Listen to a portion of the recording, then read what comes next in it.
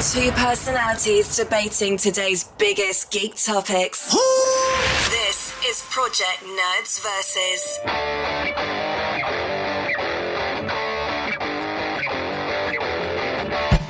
Welcome, ladies and nerds, to the first ever episode of Project Nerds Versus. I'm Tyler. And I'm Iggy. And as you may know, we're best known for arguing with each other on Project Nerds, the Nerdcast. So we thought we would spin it off into its whole new show. Yeah, we're going to argue here, right here on Versus, where we're going to cover today's top geek and pop culture topics, but in a very debatable way. So we'll go through a list of fun items and hopefully give you some arguing, but we may agree sometimes. I doubt it, but let's get to it. All right, awesome. Well, let's dive right in. And it's that time of year, whether you're a sports fan or not, where the Super Bowl is just around the corner, as I guess we're supposed to call it, the big game. So it'll be here, right before we know it. And like all other years, we should get a stack of interesting commercials. Although big brands like Budweiser and Pepsi have taken a step back, and Coca-Cola is completely not going to advertise at all, instead putting those funds towards COVID relief. We're still going to see some big trailers, and I'm already starting to see rumors. So what trailers are on the docket for the big game this year, Tyler? What are you looking for? I mean, I feel like this year, like you said, a lot of big brands are bowing out, or we're going to see a lot of, wholesome commercials, let's saluting first responders and frontline workers and things of that nature. Hopefully they're better than, everyone, what's the Pepsi one, but with the Kardashian, Jenner, whatever. Anyway, trailers, though, is usually the one, especially around these parts, the thing we get the most excited about. The problem, I think, this year is I think so many of the trailers that are going to get played are for movies that we've probably already seen trailers for movies that were supposed to have come out, last year. I mean, don't get me wrong. I'm going to be pumped to see a new Dune trailer. I'm going to be pumped to see a No Time to Die trailer. I'm going to be pumped to see, any number of, if I had to guess, I think the only thing we might see that we haven't seen yet is possibly a new Marvel trailer. They've only been filming in Atlanta for a short period of time. Maybe there's enough footage to cut together a Spider-Man 3 trailer. Maybe we'll get a title announcement, possibly an Eternals trailer. Obviously, we had a lot of Black Widow trailers that then they stopped showing once they realized they were going to push the movie back. But I wouldn't be surprised we see a Black Widow trailer. We're probably going to see a Dune trailer. We're probably going to see a James Bond trailer. But outside of that, if I had to pick a trailer that I don't think we've seen before, the smart money is on the Eternals. I think the long money, but the more exciting money is on a Spider-Man 3 trailer. All right. I think this is Warner Brothers' chance to shine. We've talked about it on the Nerdcast some, on the website. That big news where Warner Brothers doing day and date with HBO Max, and they're showing us just tidbits of a bunch of different movies. We obviously got the Godzilla versus Kong trailer, but I mean, there's so much in there. The Suicide Squad, Space Jam 2. We could even get a teaser for The Matrix. I think Warner Brothers has a chance to it was kind of taken badly after everybody pushed back with their HBO Max announcement. Maybe this is a way they can kind of curve it over. My bet on the trailer is we're going to see a Space Jam trailer. We're going to see a sports themed movie trailer. LeBron is money right now. Long gamble. Maybe I'm going to stick with Warner and go with the Matrix teaser. I'm going to go with the Matrix teaser since you took the Marvel stuff. I like it. I think we both have. I think Space Jam is probably a safe bet. I think that's a good call. And I'm excited for Space Jam. Yeah, I guess. right. We'll see. But to keep with Warner Brothers, speaking of Warner Brothers, Hollywood has proven one thing to us over the last, forever. It's that no childhood is safe, ever. The adaptations just keep it coming. And Warner Brothers is going back to the Harry Potter well. They've just announced that they're working on a live action series for HBO Max.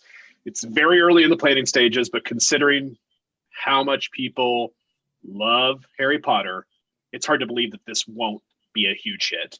Right. Have we had too much Harry Potter, and will the series take on a different part of the universe? Or, are we going to try something new again? We've got the Fantastic Beasts went in a different direction, but are we going to go back to the Hogwarts well, or are we going to try something else?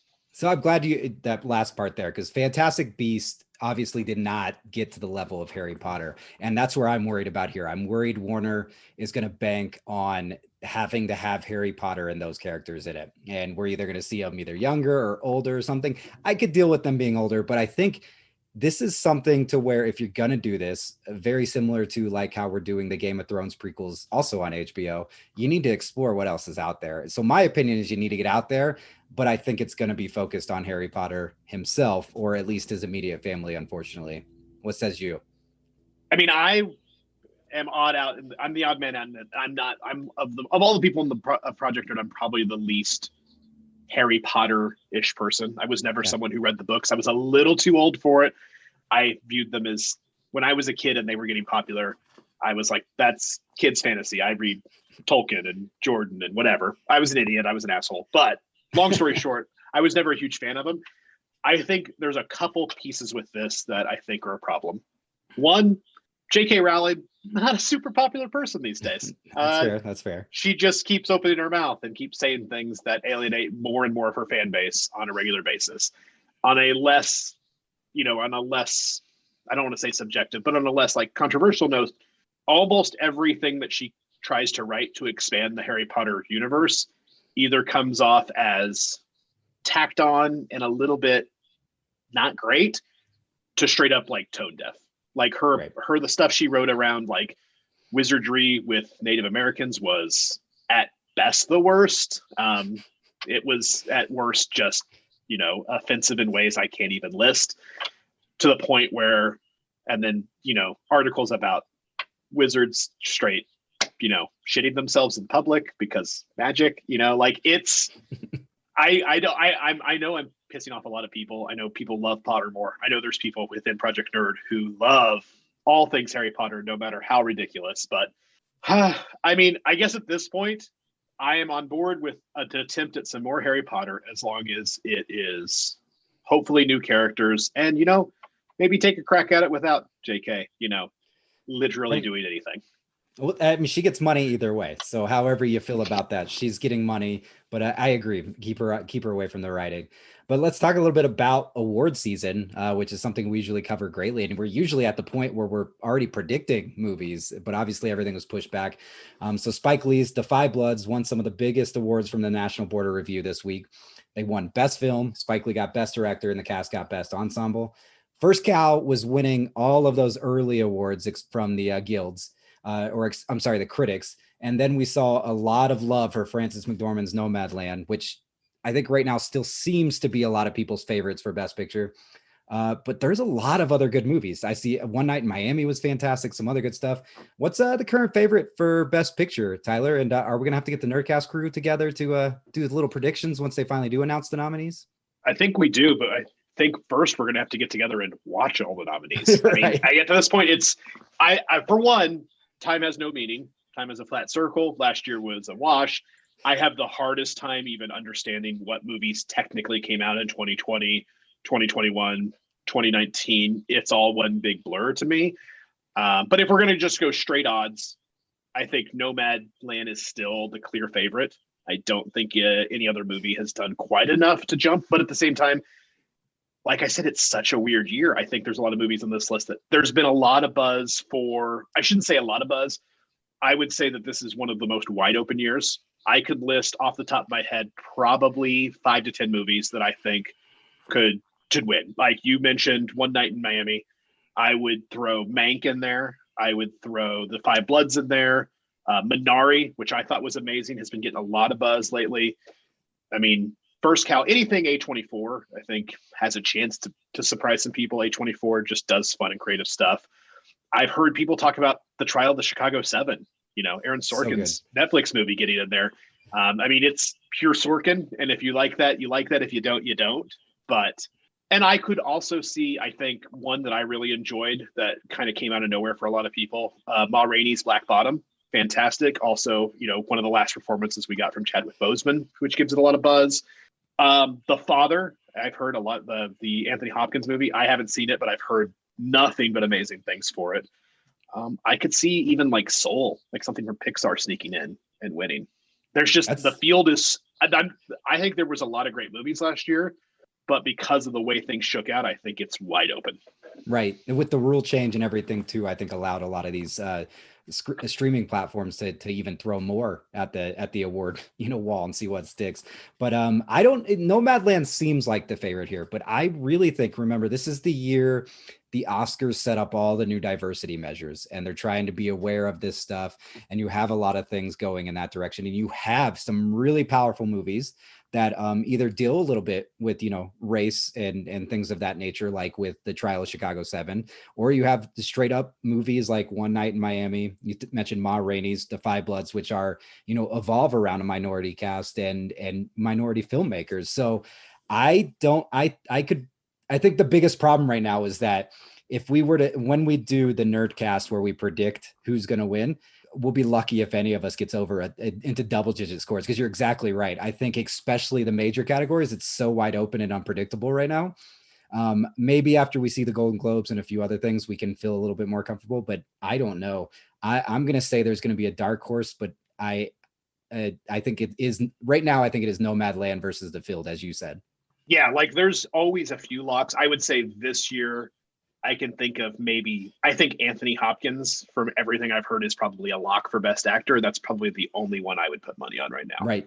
Viola Davis versus Frances McDormand for Best Actress, I think, is a coin flip. Apparently, Viola Davis is getting all the buzz, but I think Anthony Hopkins is sure one. Like, that'll win. And I think you could probably say Soul's going to win Best. Well, Soul will win Best. Best Animated easily. Yeah, that's a walk. So yeah, the only. Although I really like the new Wolfwalkers was fantastic. I don't know if it's even up. I really enjoyed it, but you have to have Apple TV Plus to see it. So. Yeah, that's fair. But the first one of the trilogy, The Secret of the Kells, got nominated that year, so maybe it will. But the only thing I'd add to that is I could see Boseman being a pretty big favorite for one of his roles of being Best Supporting Actor, just being the posthumous award. But anyways, yeah, I mean, I think it'll be interesting to see how it shakes out. This will definitely be the most. I don't know if exciting is ever a word you can use for watching the Oscars, but that's the best I can come up with. Yeah. So, speaking of movies, speaking of weird things being weird and pandemics and things ruining everything, AMC was just barely treading water before the pandemic came, and then people stopped going to movies for a year, and it got even worse.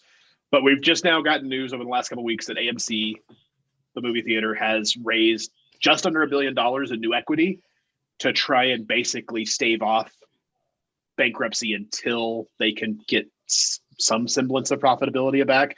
All of this happened prior to them being targeted by a lot of the, what's the best word for it, activist retail trading that's been going on between Wall Street Bets, Reddit.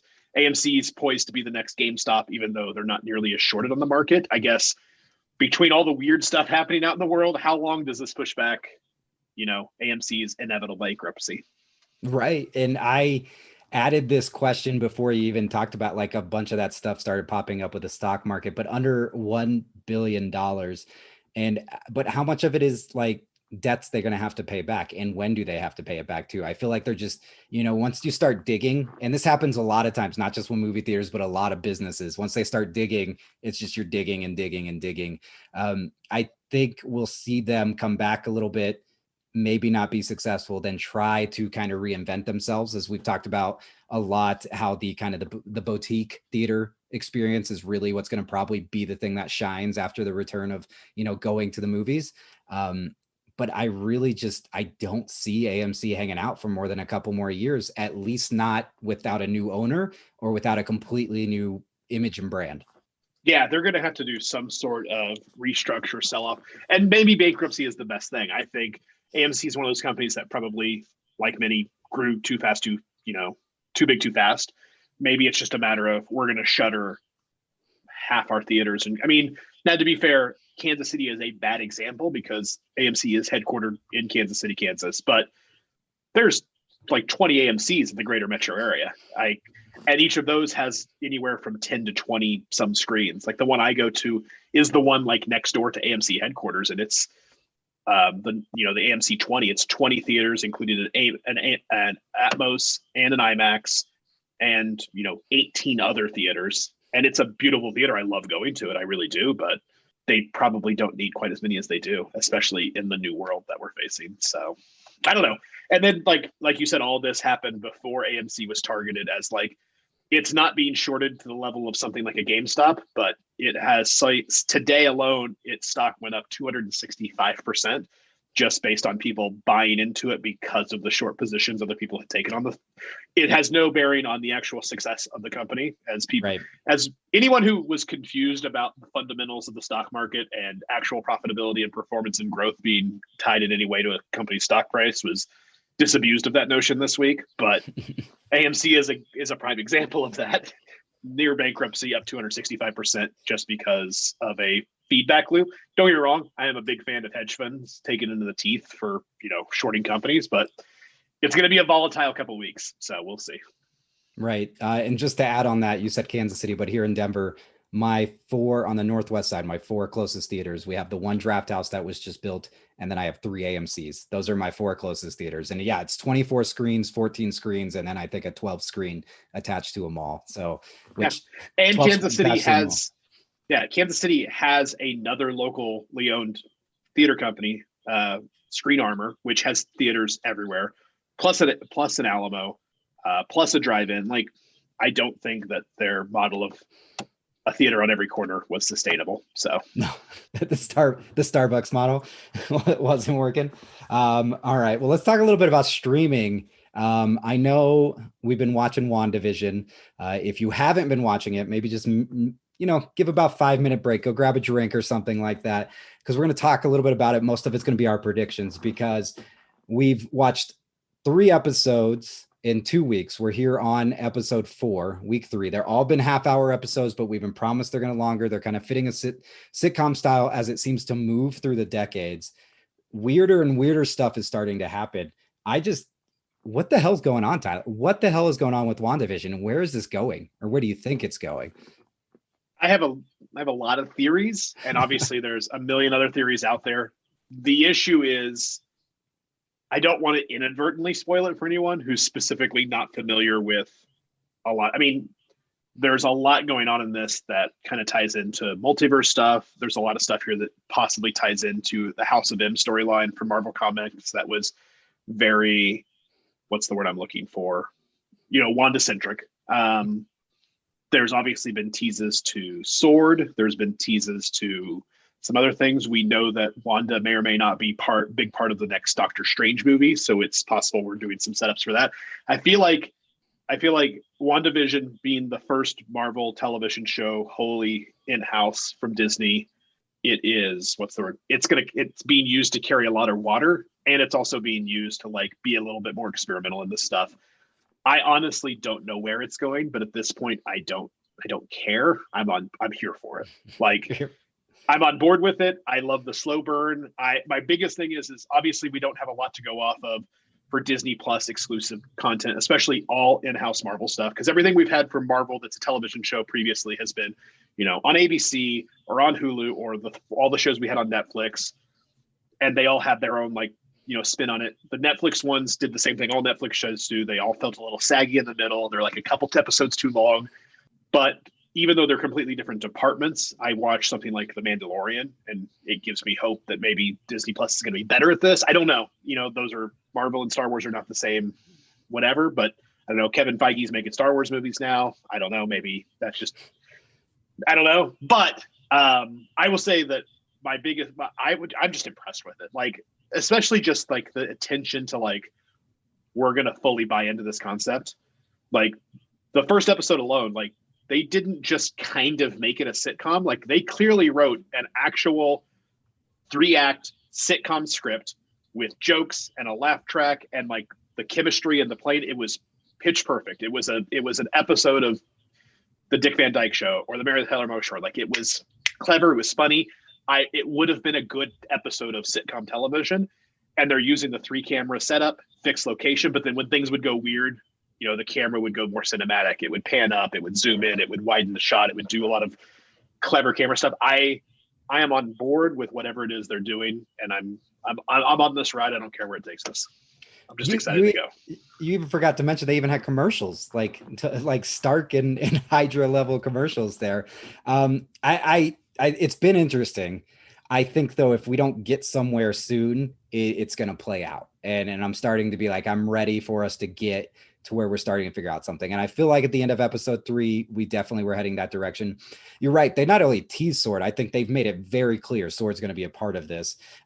You obviously, as you mentioned, the original layout of the shows and movies was to have WandaVision lead up to the new Doctor Strange film when it was all supposed to be a part of it. And then, as you mentioned, the House of M storyline, we know X-Men can tie in this to now. We know that depending on what comics you've read or what universes you've followed, that Wanda and Quicksilver are Magneto's children, right? So there's a lot of, like you mentioned, there's so much that is being put on its shoulder, this show's shoulders, and it could go all those directions and possibly still work because we have not been let down fully, at least on the long run, by the MCU. And there are a couple sore spots there, but it's something that I think, because it is Marvel, because it is Feige, it is Disney, that I'm giving them the benefit of the doubt right now. But I also think we're at a point to where it's either time to shit or get off the pot. Like, we've done the sitcom thing. Let's get serious. Let's see what's going on. Because now I'm to the point to where it's like, those theories are just like, what the hell's going on is basically where I'm leaving the end of each episode. So I'm ready for some answers, I guess, is what I'm trying to say here. I don't know. I'm still fine with no answers because the ride has been good enough. There's been enough style that I don't need substance just yet. Maybe I'll be where you're at one more episode in, but for right now, I'm happy to just be on the ride. So fair enough. But speaking of all things Disney, it's been a week now, 2 weeks. Disney basically announced their new video game label, Lucasfilm Games, which is basically old LucasArts, I guess. But the big part of this announcement was, without coming out and saying it, it basically made it clear that EA no longer is going to have exclusive rights to Star Wars games, which I think excites a great many people. EA has had exclusive rights to Star Wars games for a while. They've made basically 2, maybe 3, and they've had mixed results at best. But the 2 big announcements were, number one, Ubisoft getting the rights to they're going to be developing a big open world Star Wars game. The other big one was Bethesda, Todd Howard, the people there, Machine Engine, making a Indiana Jones game, which there hasn't been an Indiana Jones game in 15, 20 years. And there's been rumors now, these ones not as substantiated. Those were official announcements, but rumors that there's even possibly a Knights of the Old Republic game in the works. So I guess the question is how excited are you? More excited about EA losing the rights to Star Wars, or more worried about, will any of these other games that have been announced be any good? I mean, I think we're all excited about EA losing those rights, right? You mentioned they've been sitting on it for forever with 2 games, but what's even more important is how many rumors came along those 2 games. Let's not also forget that EA is best known for their pay-to-play model. They love putting in those little extras that you can pay for to get a sense of accomplishment. Oh, my bad. That was a Star Wars game. That quote was from a Star Wars game. Gives them a sense of accomplishment. So exactly. So I think it's the EA is getting their hands off of it. Even if they are involved with the project in the future, they still have competition for other ones because EA is still capable. It's just a matter of they shouldn't be in complete control of it. I'm going to assume, as we just talked about in the last topic, I'm going to assume all things with Disney and Marvel or Star Wars, all of those things are in good hands until they prove otherwise. So even though we're handing these out to different studios, there's studios that have good, positive reputations for the most part. And I think they're capable. So I'm excited, and I'll get more excited if we see more on a Knights of the Old Republic game. That's fair. I mean, here's the thing. If Bethesda makes a really, really good Indiana Jones game, I will be literally the happiest person in the world. At the same time, Todd Howard and Bethesda, it's been a long time since Skyrim and Fallout 3 came out. Let's just say that. And there's been a lot of things that have, I say a lot. There's been a few things that have come out since then that are not to that caliber. So who knows? And if this slows down my next Elder Scrolls game, then that's a whole other thing. But it's a totally different department. I'm just being facetious at this point. But I'm surprised Todd Howard made time for this, and he's not busy, finding a way for me to play Skyrim on my fridge. But it is what it is. So, yeah, you want to play Skyrim on your fridge? Listen, Skyrim has been ported to literally everything ever made. I assume but the fridge is next. That's very possible. It's very possible with the screens. Let's hit in one more topic before we hit on some quick hits and wrap us up for the evening. But I think news that just dropped today, actually, they've already started filming Netflix's The Sandman, although there has been tons of back and forth pre-production problems, script changes.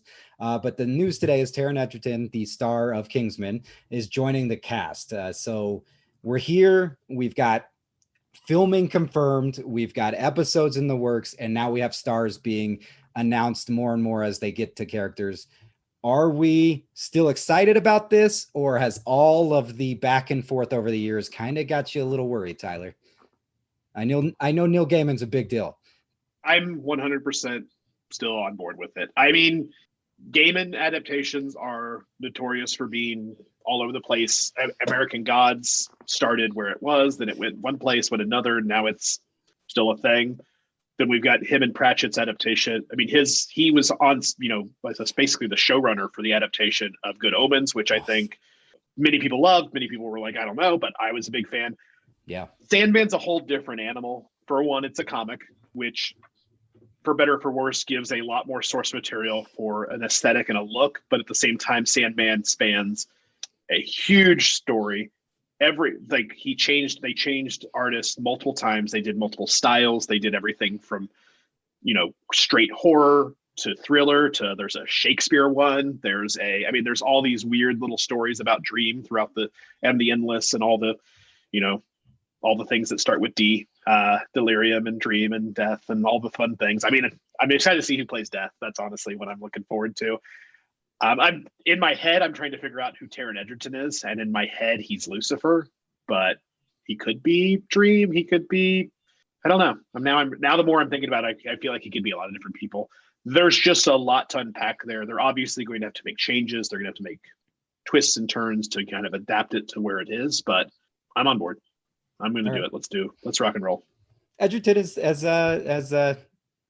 the devil. I could see working there, but I think if this was a movie, I'd be worried at this point. I would have been worried in the first place.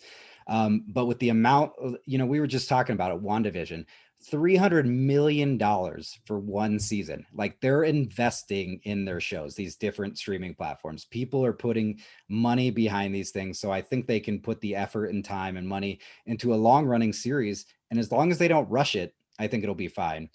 I'm not going to get too excited, though. I'm not going to go the other way with it until we actually see something, whether it be a trailer, first look, whatever it is, to give us a little tease, at least, to know what's going on. Because I mean, if 2020 taught us anything, don't get your hopes up. Don't get your hopes up. So, all right.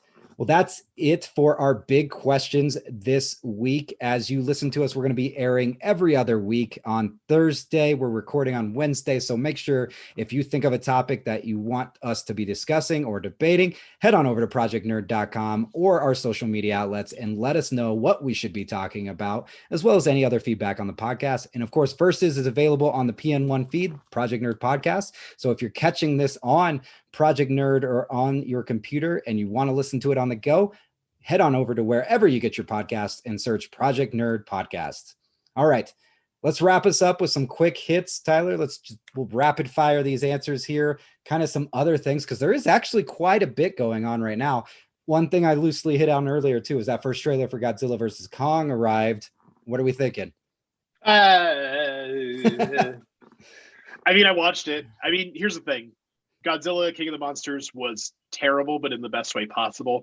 This one looks like it might just be terrible, but I'm willing to give it a shot. Yeah, too much humor. It's fun to watch. I mean, the memes have been really good. I don't know if you've seen any of the memes, but the memes have been good. A lot of them revolve around the first half of the movie is Kong and Godzilla fighting, but in the middle they become best friends because they realize they're both, their mothers are named Mothra. Mothra, yeah. Yeah, I did see that one. All right. Too much of the human element, I think, but also. All right. Robert Rodriguez is set to reboot his own Spy Kids franchise. Yeah, whatever. Reboot his own franchise. Okay. He can do what he wants. That's fair. People watch his stuff. Robert Rodriguez do what he wants. Tomb Raider sequel set Misha Green to write and direct. Does Alicia Vikander's Tomb Raiding reboot deserve a follow-up? I think so. Orion, my son, bashes on that first movie a lot, especially because it borrows probably too much from the Indiana Jones. but I liked it. I thought it was good. I mean, Tomb Raider's a straight Indiana Jones homage, if you will, just with a female protagonist. Misha Green, I'm a big fan of. I like her work. And not unlike Robert Rodriguez, Alicia Vikander can do whatever she wants. Right. That's fair. All right. Well, let's stick with Tomb Raider because Netflix and Legendary just announced this week they're adapting both the Tomb Raider film franchise as well as Kong Skull Island into anime series. Are you going to be checking those out? I will definitely give them a shot. Netflix and these people have done some really strange ones, but the Castlevania one is amazing. Some of the other ones, this new like Wrath of the Gods one wasn't as great, but I will definitely give them a shot because if they're close to as good as Castlevania, it's worth a watch. Okay, I'll go with you on that one. Lord of the Rings Golem, the stealth video game, has been delayed another year. Who's sneakier, Snake or Golem? You got to get in that cardboard box, baby. You got to get in that cardboard box. It's Golem. Don't be dumb. Okay. All right. Well, lastly, let's get on the same page here as we close out. Are we still the movie we're most excited for this year? Is it still Dune? Yeah. Don't be. Yeah. Okay. Yeah. I'll see you in theaters in October then, right? Yeah. I will 100% be there opening night to see Dune, and maybe the night after, and maybe the night after that. I don't know. Vaccine or no vaccine. That's right. So, all right. Well, that's it for this week's episode of Versus. We hope you liked it and that you check it out. Check next week right here on the same channel for The Last Word. We'll be premiering another competitive podcast. And then, like we said, every other Thursday, you can catch us here on Versus. Head on over again, wherever you get podcasts, and make sure you head on over to projectnerd.com/podcast for all of our amazing podcasts. That's right. projectnerd.com/podcast. Until next time. Good night.